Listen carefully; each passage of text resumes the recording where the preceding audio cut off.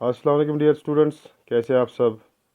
फिर से मैं आपका टीचर ज़ोहर अहमद यूपीएस नार्ड कागल जोन खुमरियाल से। बच्चों, जैसा कि आपको पता है, लास्ट वीडियो में हमने जो शुरू किया था Mughal empire, the Mughal empire, ये चैप्टर नंबर 4 है, क्लास 7th की हिस्ट्री बुक जो है।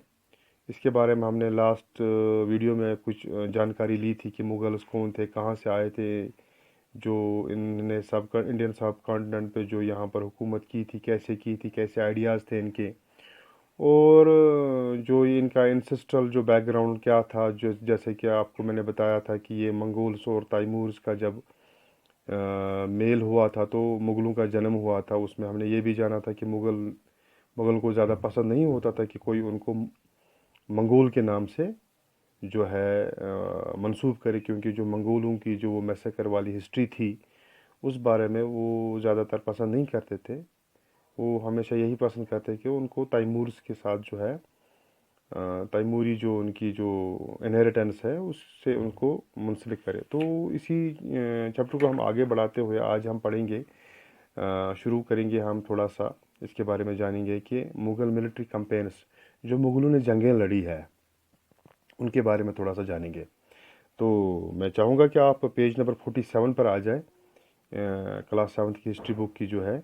तो इस पे आपको यहाँ पर दिखेगा ये मुग़ल मिलिट्री कैंपेन्स, मुग़लों ने जो जंगें लड़ी है, जो उन्होंने जो मैदान कारज़ार में जो वो आए हैं और उन्होंने उसमें क्या क्या हासिल किया, क्या खोया है, इसके बारे में हम थोड़ा सा जानेंगे। तो शुरू करेंगे हम यहाँ से कि बाबर जो था, जो Mughal the first Mughal emperor, जो पहला मुग़लों का जो पहला बादशाह था, 1526 से 1530 तक जो उसने जंगें लड़ी है, जब when he was succeeded to the throne of Firhana in 1494।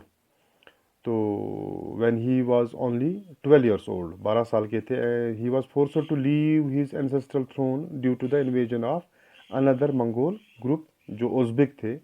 तो उनको मजबूर किया गया था कि वो अपनी जो जदी परदादी जो उनकी वो विरासत थी उसको छोड़ने के लिए, जब मंगोल का एक ग्रुप था उज़्बेक जिनको बोलते थे, उन्होंने जब हमला किया था। लेकिन कई सालों की मशक्क़त के बाद, आफ्टर ईयर्स ऑफ वंडरिंग, जो वो घूमते रहे, उन्होंने फिर बड़ी मेहनत से उन्होंने काबुल पे फतह पा ली 1504 में। और 1526 में बाबर ने डिफीट किया सुल्तान, जो दिल्ली के सुल्तान थे, इब्राहिम लोदी। इब्राहिम लोदी को उन्होंने जो हराया, जिस जंग को हम पानीपत के नाम से जानते हैं, पानीपत की लड़ाई, जब जो आपने सुनी भी होगी पानीपत की लड़ाई, तो ये 1526 में हुई थी। और उसमें बाबर ने दिल्ली और आगरा को फतह कर लिया था। तो मैं इसमें चाहूँगा कि आप टेबल 1 का चार्ट्स जो है उसमें कुछ अहम कंपेन्स है मुग़लों के, मुग़लों ने जो जंगें लड़ी है, टेबल 1 है, टेबल 1 का जो चार्ट्स है उसमें आपको ये सारी इनकी जंगों के बारे में बहुत सारी मालूमात जो है वो मिलेंगी। मैं चाहूँगा कि आप उसको भी एक बार पढ़ लें। अच्छा, तो और आपको ये भी मिलेगा कि कैसे जो अफ़गान जो थे वो एक थ्रेट था मुग़लों के जो मुग़लों का जो बादशाह थी, जो इनका ये एम्पायर था, उसके लिए अफ़गान जो थे वो एक बड़ा थ्रेट थे।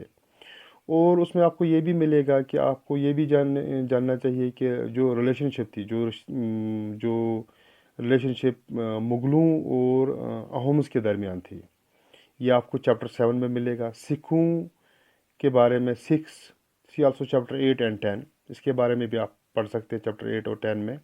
मेवार और मरवार चैप्टर 9 में भी आप पढ़ सकेंगे, जो हम आगे इंशाल्लाह पढ़ लेंगे। How was Humayun's relationship with Safavid Iran different from Akbar. और हुमायूं की जो रिलेशनशिप जो थी, जो उनका जो हम कहेंगे कि ईरान के साथ जो उनकी वो मुंसलिक जो ईरान के साथ थे, वो उनकी कैसे ताल्लुकात थे, वो और वो कितने मुख्तलिफ थे अकबर से। अकबर के जो ताल्लुकात ईरान के साथ थे और हुमायूं के जो ताल्लुकात थे ईरान से, वो कितने मुख्तलिफ हैं, ये भी हम पढ़ेंगे।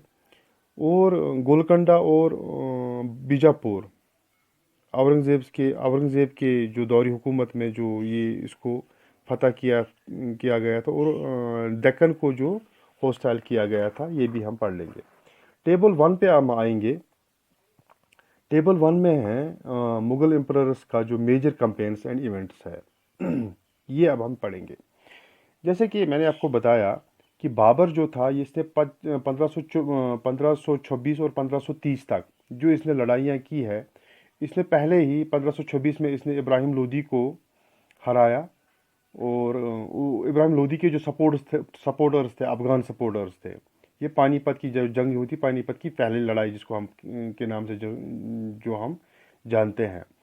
तो वहाँ पर बाबर ने इब्राहिम लोदी को हराकर दिल्ली और आगरा पे जो है कब्जा कर लिया। 1527 में बाबर ने राणा संगा जो थे, राजपूत एक रूलर थे, और उसके जो एलाइज थे, जो उसके सपोर्टर्स थे कुन्नाव में, वहाँ पर उनको हराया 1527 में। 1528 में इसने राजपूत जो चंदेरी के राजपूत थे उनको वहाँ पर हराया, और उसने कंट्रोल किया आगरा दिल्ली पे। अपने मरने से पहले ही उसने आगरा और दिल्ली पे कंट्रोल कर लिया। उसके बाद जब हम हुमायूं पे आते हैं, हुमायूं की कहानी थोड़ी सी मुख्तलिफ है। जैसे एग्रेसिव बाबर थे वैसे हुमायूं नहीं थे, और उसकी कुछ वजह भी थी। जो उसका एक भाई था मिर्ज़ा कामरान, उसने उसकी हुकूमत को बहुत कमज़ोर किया। कुछ साजिशों के तहत उसने बहुत बहुत सारा नुकसान पहुंचाया, और हुमायूं को बहुत सारी हारों का सामना भी करना पड़ा। जैसे कि बाबर ने एक वसीयत की थी अपने बेटे हुमायूं को कि जो मैंने तुम्हें बादशाहत सौंपी है, उसको तुम अपने दो बेटों के जो है अपने दो बेटों में तकसीम करोगे। तो हुमायूं ने as as per the will of his father, अपनी बाप की ख्वाहिशात के मुताबिक उसने अपनी जो बादशाह थी, जो इनहेरिटेंस उसकी थी, उसने उसको डिवाइड किया। उसने उसको दो हिस्सों में डिवाइड किया। लेकिन उसका जो ब्रदर था, जो उसका भाई था, his brothers were each given as a province, और उसके भाई को भी उसने जो है अपना हिस्सा दे दिया। लेकिन जो उसके ब्रदर जो उसका ब्रदर था मिर्ज़ा कामरान, उसके जो इरादे थे वो नेक नहीं थे हुमायूं के लिए। तो उसने हुमायूं का जो कॉज था वो उसने उसको बहुत कमज़ोर किया। हुमायूं's कॉज अगेंस्ट अफगान कंपटिशंस। शेर खान डिफीटेड हुमायूं एट चौसा इन 1539। शेर खान ने हुमायूं को हरा दिया 1539 में। एंड कन्नौज को उसने फिर वो कन्नौज हार गया 1540 में। और फिर हुमायूं को मजबूर होके भागना पड़ा, वो ईरान भाग गया, ईरान चला गया। फिर उसका जो दूसरा, इसको जो हम अगर हम दो हिस्सों में जो हम जिसको हम तकसीम करते हैं, ईरान में उसने जो है मदद ली सफ़ाविद शाह से, और उसने दोबारा कब्ज़ा किया दिल्ली पे। लेकिन 1555 में उसको 10-15 साल जो है ये बाहर रहना पड़ा। लेकिन उसके अगले साल उसकी मौत वाक़ा हो गई। इसके बाद आता है अकबर का मामला। तो इंशाल्लाह वीडियो का थोड़ा सा लेंथ ज़्यादा हो गया। नेक्स्ट वीडियो में हम अकबर के बारे में पढ़ेंगे। अकबर ने जो कैंपेन्स की है, मिलिट्री कैंपेन, उसके बारे में, शाहजहां ने, औरंगज़ेब ने, ये सारा हम जानेंगे इंशाल्लाह नेक्स्ट वीडियो में। तब तक अपना ख्याल रखिएगा। Stay home, stay safe. अस्सलाम वालेकुम।